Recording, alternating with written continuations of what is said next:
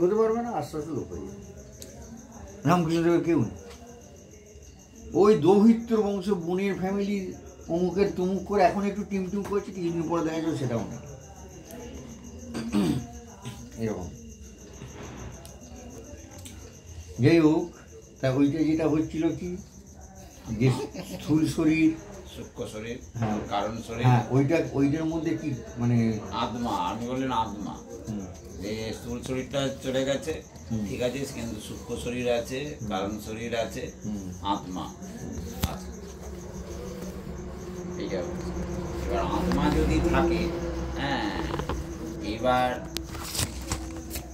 মৃত ব্যক্তি, এখানটা বসুন না, এখানটা নিচে বসুন, মৃত ব্যক্তির স্থূল শরীরটা চলে এটা গেছে, নিতে পারেন, এটা যদি সুবিধা, এটা ওটা ধরেই থাকুন না, তুমি বলে যাও না। সূক্ষ্ম শরীরটা আছে,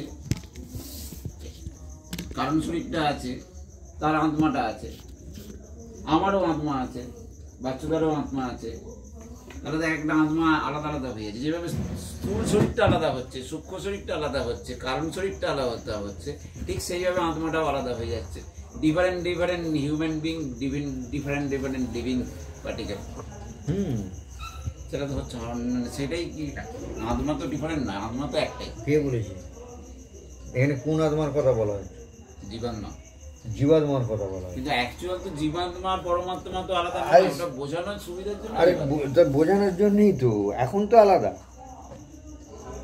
যতক্ষণ না সে মুক্ত হচ্ছে, যতক্ষণ সে জীব, যতক্ষণ সে ব্যক্তি, যতক্ষণ সে ইন্ডিভিজুয়াল, যতক্ষণ সে অজ্ঞানের মধ্যে আছে, ততক্ষণ সে কি মনে করছে যে আমি একমাত্র আছি, আমি ব্রহ্ম, আমি পরমাণু, সে আছে। সে তো জানে আমি জীব, আমার একটা আলাদা আত্মা আছে, তার নাম জীবাত্মা। হ্যাঁ, এইবার আমি ফলে এখন তো আত্মা সব সেপারেটই তো বটে। এখন তো সোমনাথের আত্মা আর এর আত্মা এক নয়। আত্মা তো নেই, সেই সোমনাথের আত্মা, শিবেশের আত্মা আলাদা, এর আত্মা আলাদা। এইরকম কি আত্মা না? আত্মার ব্যাপারটা হচ্ছে যতক্ষণ সোমনাথ আছে ততক্ষণ সোমনাথের আলাদা আত্মা আছে। সোমনাথের কারণ শরীর আছে, সোমনাথের সূক্ষ্ম শরীর আছে, মন বুদ্ধি অহংকার আছে, এই অবধি ঠিক আছে, কিন্তু সোমনাথের আলাদা পার্টিকুলার আত্মা, আমরা যেটা বলছি ভেতরে আত্মা, সেরকম ব্যাপারটা কি অ্যাকচুয়াল ব্যাপারটা কি সেরকম? হ্যাঁ, যেরকম ঘট আর তার ভেতরে যে আকাশ, আর বালতির ভেতরে যে আকাশ, আর কলসির ভেতরে যে আকাশ, সাইজও আলাদা, আকারও আলাদা, আয়তনও আলাদা। যদিও আকাশ, সবই আকাশ, কিন্তু এটাকে বলছি ঘট আকাশ, ওটা বালতি আকাশ, ওটা কলসি আকাশ। আমি একটা রূপ তৈরি না আছে তো, যতক্ষণ জীব আছে, যতক্ষণ কারণ শরীর সূক্ষ্ম শরীরের দ্বারা সেটা হয়ে আছে, কভার্ড হয়ে আছে, ততক্ষণ। কিন্তু সেটাও তো ভ্রম তো বটেই। আমি তো সেটাই বলছি, এই আমি হাত দিয়ে একটা একে তৈরি করলাম, তা এর মধ্যে যে আকাশটা ঠিক আছে না, কিন্তু এটা তো ভ্রম তো বটেই, এর মধ্যে আমার আকাশটা আছে, কিন্তু ওটা তো নয়। ব্যবহারিক জগতে তো সত্য, এখন যতক্ষণ না জ্ঞান লাভ হচ্ছে ততক্ষণ পর্যন্ত ওইরকমই, কিন্তু ব্যবহার করছে না সেটা তো সত্য। ততক্ষণ লালপুঁতির ভিতরে যে সুতোটা আছে, নীলপুঁতির ভেতরে তো সেই সুতোটা নেই না, আবার আছেও, একই সুতোই পরিব্যক্ত হয়ে আছে, কিন্তু লালপুঁতি ভাবছে যে এই সুতোর পোর্শনটা এটা আমার, শুধু আমারই, আর নীলপুঁতি ভাবছে এই সুতোটা আমার। আমার এই যে যার পোর্শনটা, এটাকে হচ্ছে জীবাত্মা। অ্যাকচুয়াল ওটা নয়, পুরোটাই একটাই পরিব্যক্ত। সে তো উপলব্ধির পর, তার আগে তো থিওরি, যে প্রসঙ্গে আমি বলছিলাম, যাদের কাছে বলছিলাম, ও তো মুক্ত যদি না হয়ে থাকে, তাহলে ও সূক্ষ্ম শরীর থাকবে তো, স্থূল শরীর এই খালি নেই, কিন্তু কারণ শরীরও থাকবে তো। আর ওর কি আত্মা নেই না? ওর কি আত্মাহীন? আত্মা আছে না নেই?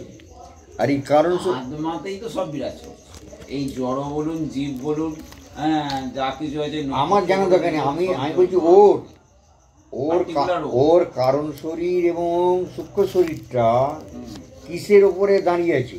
সে তো আত্মার উপর। তো সেটাই তো বলেছি, সেটা তো বলছি সাবস্ট্রেটাম, সেটা তো থাকতেই হবে। অধিষ্ঠান, সেটা তো আত্মা, সেটাই তো বলছি। অধিষ্ঠান তো আত্মা বললাম। এবার তার উপরে ওর ক্ষেত্রে কি আছে? দুটো এখনো যেহেতু মুক্ত নয়, স্থূল দেহটা, স্থূল শরীরটাই খালি নেই, হুম। সূক্ষ্ম এবং কারণ রয়েছে। বাকিগুলো আছে তো। হ্যাঁ সেটা তো আছেই, হুম। কিন্তু ওইটা ওর, ওই কারণ শরীর আর সূক্ষ্ম শরীর ওইটা ওর, পার্টিকুলার ওইটা ওর। কিন্তু যে আত্মাটা ওইটা মানে ইউনিভার্সাল, ওটা সকলে ওই সুতরার মতো পরিব্যাপ্ত হয়ে আছে ওইখানে, পার্টিকুলার কারণ এটা না। ডিস্টিংগুইশ করা যাবে না। আপাতত ওইটা ঘটাকাশ, মনে হচ্ছে, যতক্ষণ ঘট আছে ঘটাকাশ আছে। হ্যাঁ মনে হচ্ছে ওটা। হ্যাঁ ওই তো বললাম, লাল সুতো, লাল পুঁতির সুতো আর নীল পুঁতির সুতো তো একই নয়। না ওটা মনে যতক্ষণ হচ্ছে, ওই তো কিন্তু সেটা তো অন্য। আর তো ওদের কাছে কি আমি ওইসব তত্ত্ব বলতে বসেছিলাম নাকি? না, সেটা একবার পয়েন্ট আউট করেওছেন মহারাজ, বলে আমি এখন ওই অদ্বয় তত্ত্ব, আমি বলেছি ওর মধ্যে আমি ঢুকবো না। অদ্বয় তত্ত্ব বলতে গিয়ে বললেন ওর মধ্যে আমি যাবো না। আমি জানি না। কিন্তু ওদের কাছে ওদের কাছে টাইম নষ্ট হবে। হ্যাঁ, ওখানে ওটা তো বলা। ওই আলোচনা ওই যতটুকু না বললে না, যতটুকু ওদের কাছে তো এই থিওরি গেলে হবেই না।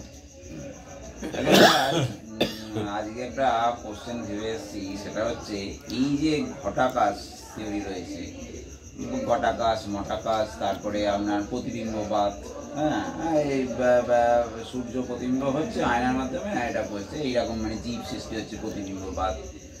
আর এই যে শঙ্করাচার্য বলছেন হ্যাঁ ব্রহ্মসত্য জগৎ মিথ্যা, হ্যাঁ জীব ব্রহ্মৈব না, ঠিক আছে না? ঠাকুরও বলছেন ব্রহ্মও সত্য জগৎও সত্য, ঠিক আছে। হ্যাঁ তা এই যে বলছে জীব সত্য, আবার ওদিকে চলে আসছে প্রতিবিম্ববাদ। প্রতিবিম্ববাদ অনুযায়ী এখানে শুধু রিফ্লেক্টেড লাইটটাই, আসল সারবস্তু এখানে নেই, যেন মনে হচ্ছে এটা আছে।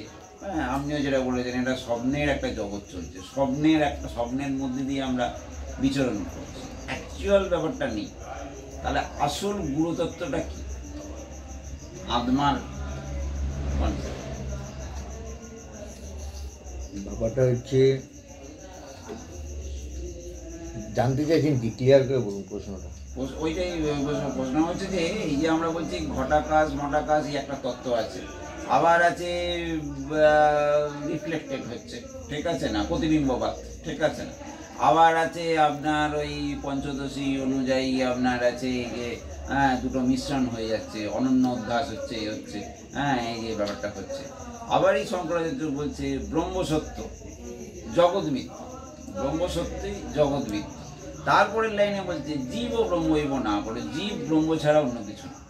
এদিকে বলছে এখানে জীবটা হচ্ছে ওই রিফ্লেক্টেড যেন লাইট, যেন ওই সূর্যের ওই প্রতিবিম্ব এখানে পুরোটা ছড়িয়ে এইটা হচ্ছে, এটা অ্যাকচুয়াল ব্যাপারটা নয়।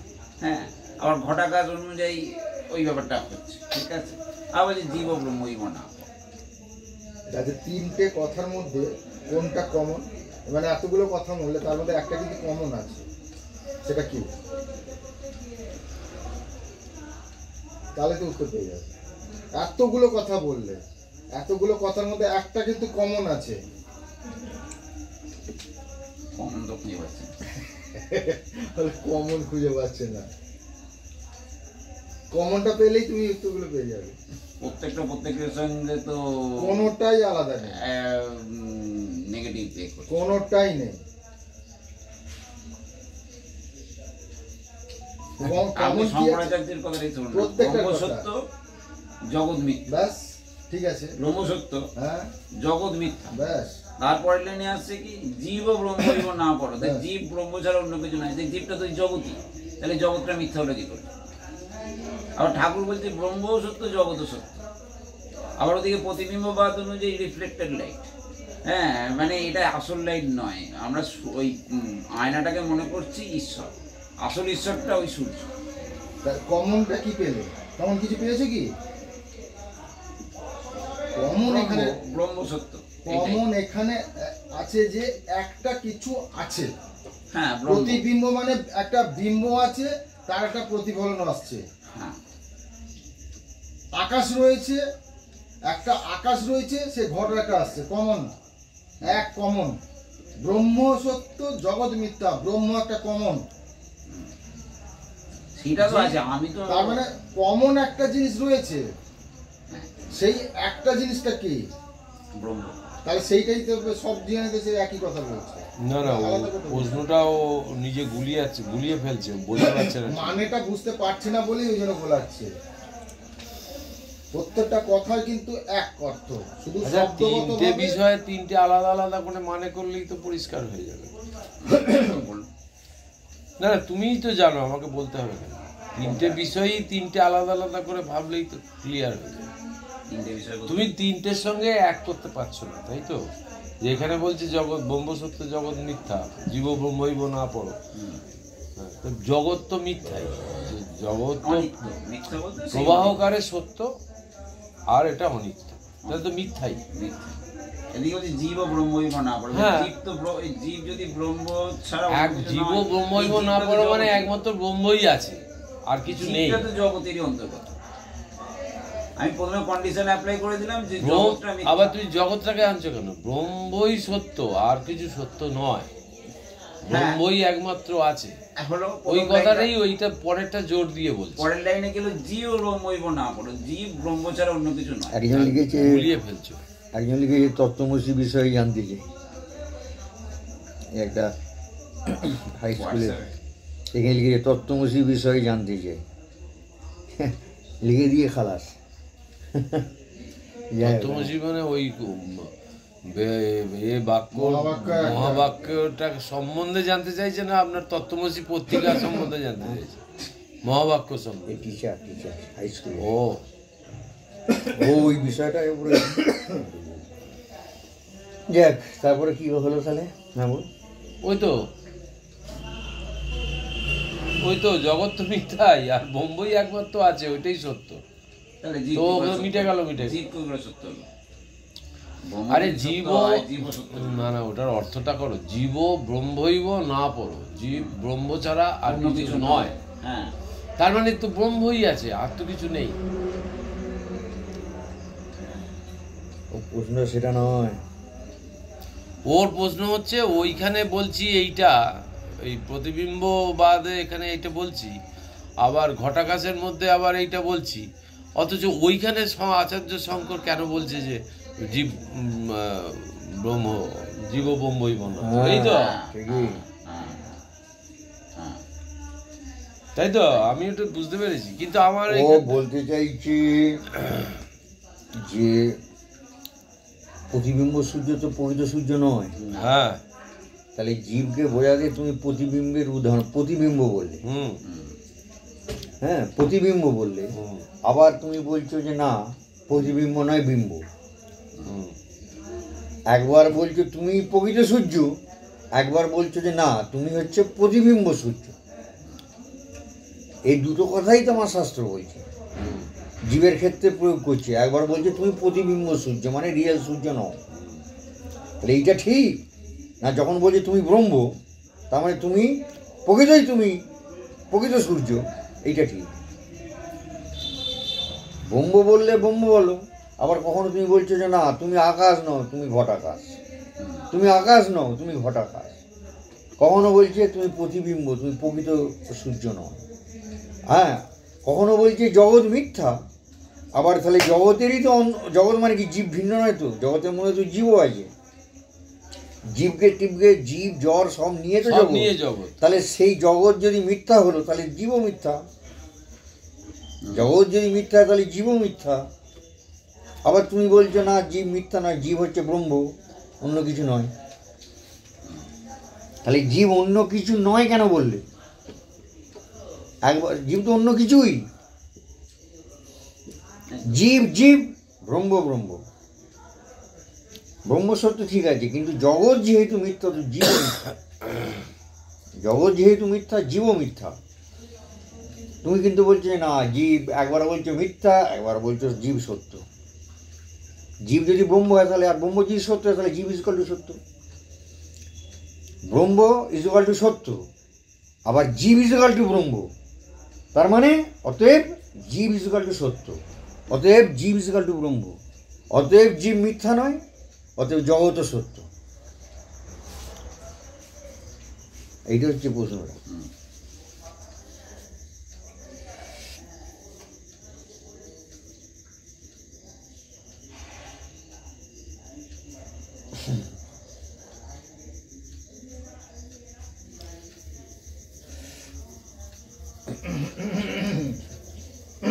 যখনই এটাকে লিমিটেড করা হচ্ছে, যে ঘটাকাশ, যখনই ঘটের উদ্ভব আসছে তখন তাকে একটা লিমিটেড জায়গার মধ্যে আমি বলতে চেষ্টা করছি, বর্ণনা করতে চেষ্টা করছি। তো সেখানে ওই অ্যাসপেক্টে ওটা তো ঠিকই আছে। আবার যখন এই সূর্য, প্রকৃত সূর্য আর প্রতিবিম্ব সূর্য, সেইখানে ওই সূর্য যদি সূর্যই বোঝাতে হয় তাহলে প্রতিবিম্বের কথা আসবেই না। আর প্রতিবিম্ব সূর্য যেরকম বলছে জীব, যে প্রতিবিম্ব হচ্ছে আমরা যেমন আমাদের বুদ্ধিতে ওটা রিফ্লেকশন হচ্ছে, সেইটা থেকে আমি করছি, এই তো। সেই দিক থেকে যখনই আমি আবার ওই জীবের মধ্যে ওটাকে লিমিটেড করছি, তখন আমাকে এই প্রতিবিম্বরই সাহায্য নিতে হবে। এই দুটো হয়ে গেল ব্যাপারটা, যে যখনই লিমিটেড করব তখনই আমাকে একটা কিছু সাপেক্ষে ওটাকে বলতে হবে। আর যখনই আমি জগৎ মিথ্যা বলছি, কিন্তু বলছি জীব ও ব্রহ্ম, এইখানে একটা কনফ্লিক্ট হচ্ছে যে জীব ও ব্রহ্মই, জীব ব্রহ্ম ছাড়া অন্য আর কিছু নয়। তো এখানেও তো একই ব্যাপারটা আসছে, যে যখনই আমি জগৎ, প্রথম বললো ব্রহ্ম সত্য জগৎ মিথ্যা, যখনই আমি ব্রহ্মই আছে জগৎ নেই, কখন জগৎটা নেই? কখন?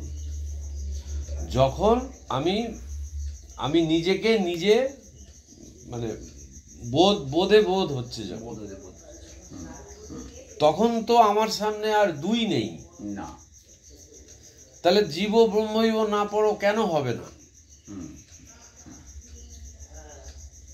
তাহলে অসুবিধাটা কোথায় হচ্ছে আমি তো কিছু বুঝতে পারছি না। হ্যাঁ, আমিও এটাই ভেবেছি। আমি ভেবেছি যেটা, জীব যখন ইন্ডিভিজুয়ালি যখন ঘোরাফেরা করছে, হ্যাঁ, আমার জীব যখন ইন্ডিভিজুয়ালি নাম রূপের মধ্যে লিমিটেশন যখন, তখন তোমাকে একটা সাপেক্ষে, তখন ওইটা ওই এই সবগুলো চলছে, এই ঘট আনতে হবে, পট আনতে হবে, ইত্যাদি ইত্যাদি, এইটা চলছে। কিন্তু সেই যখন ওই অনিত্যবোধে চলে আসছে, এবং যখনই ওই জগৎ চলে আসছে, না, যখনই জগতের ওই বিশালতার জায়গা থেকে যখন তুমি তাকে দেখছো তখন তো, হ্যাঁ, আর যখন সেই একত্রে অনুভব করছে এবং তার মধ্যে ওই চৈতন্যটাকে সে অনুভব করতে পারছে, তখন সে সত্যি প্রতিষ্ঠিত হচ্ছে, এবং তখন তার মধ্যে সেই ব্রহ্ম সত্যি এই ব্যাপারটা আসছে। কিন্তু সে যখন এমনি লোকাল এটা কাজগুলো করছে, এটা আমার তিনটে কথাই সত্য, হ্যাঁ, তখন ওইটা মিথ্যা। এটা আমিও ভেবেছি, ব্যাপারটা কি এইটাই?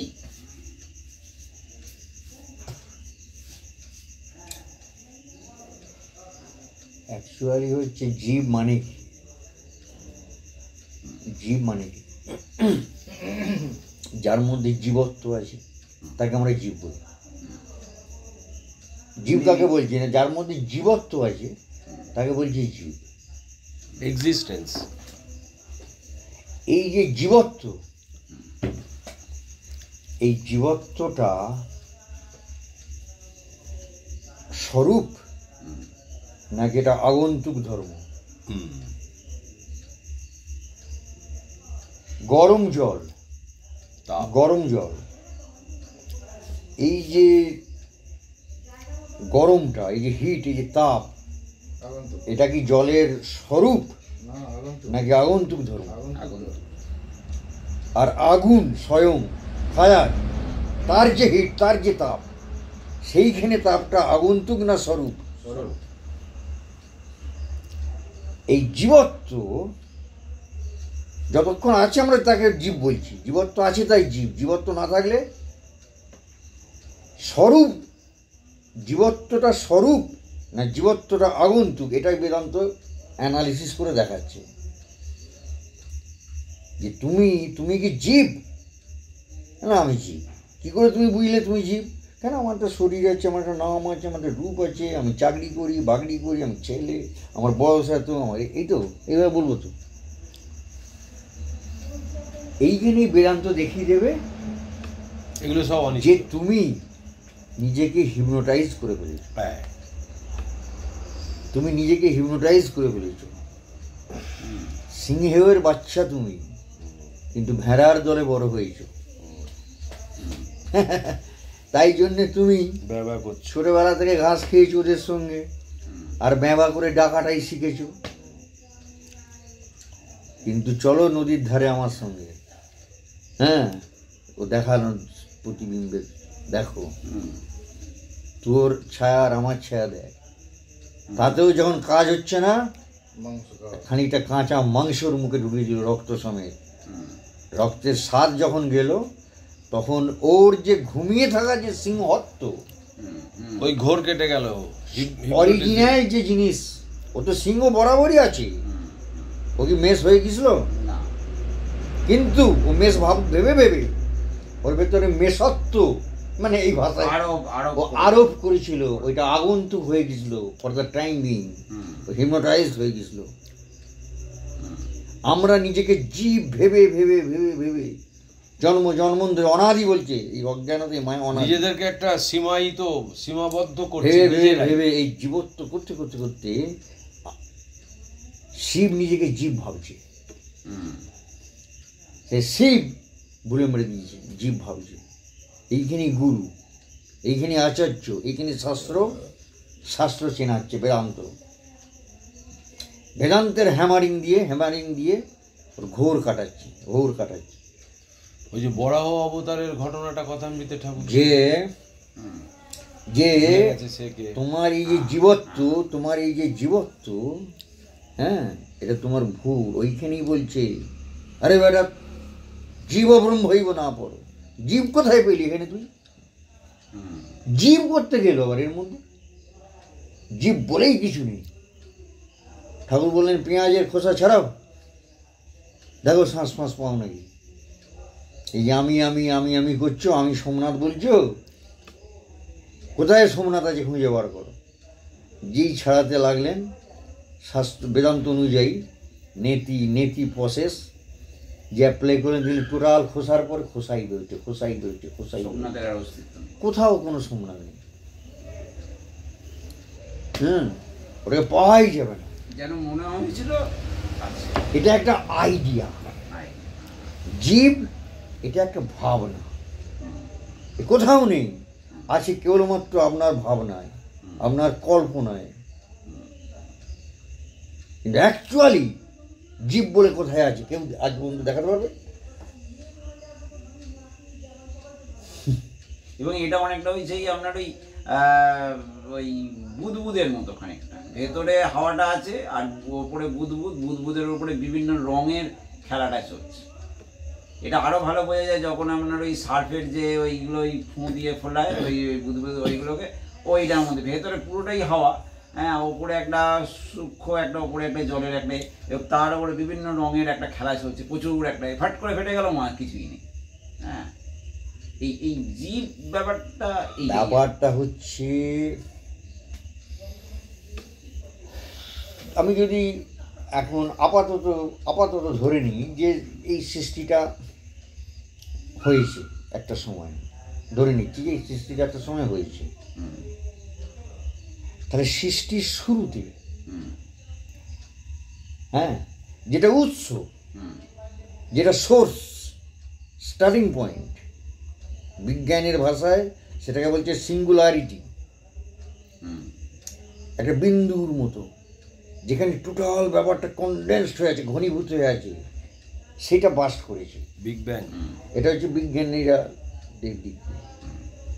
সেখানে তাহলে সেই যে সোর্স, সেই যে উৎস, সেখানে কি 5 কোটি না, সেখানে একটা বিন্দু।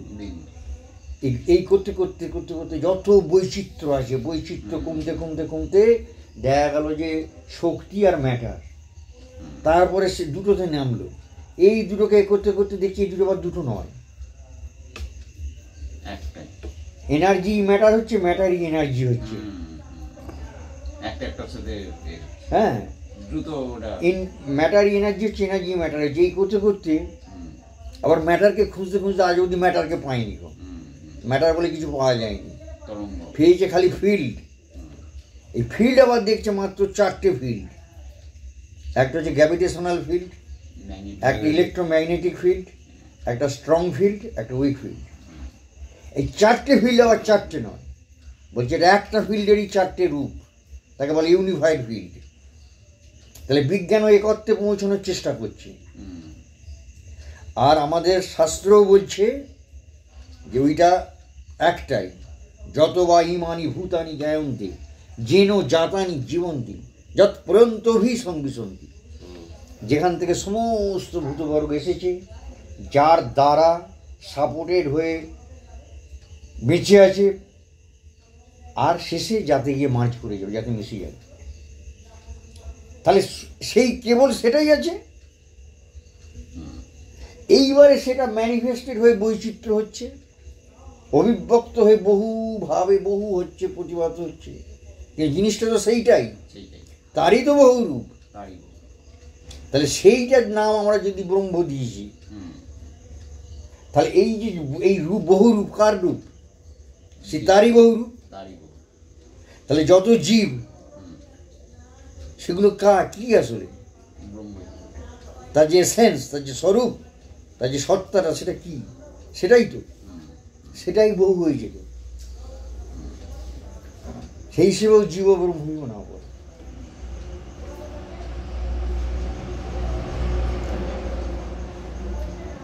কিন্তু যতক্ষণ জীব বুদ্ধি আছে ততক্ষণ কোত্থেকে জীব এলো রে বাবা, এটাই বা কী করে হলো, এই হিপনোটাইজেশনটাই বা কী করে হলো, তারও ব্যাখ্যা আছে।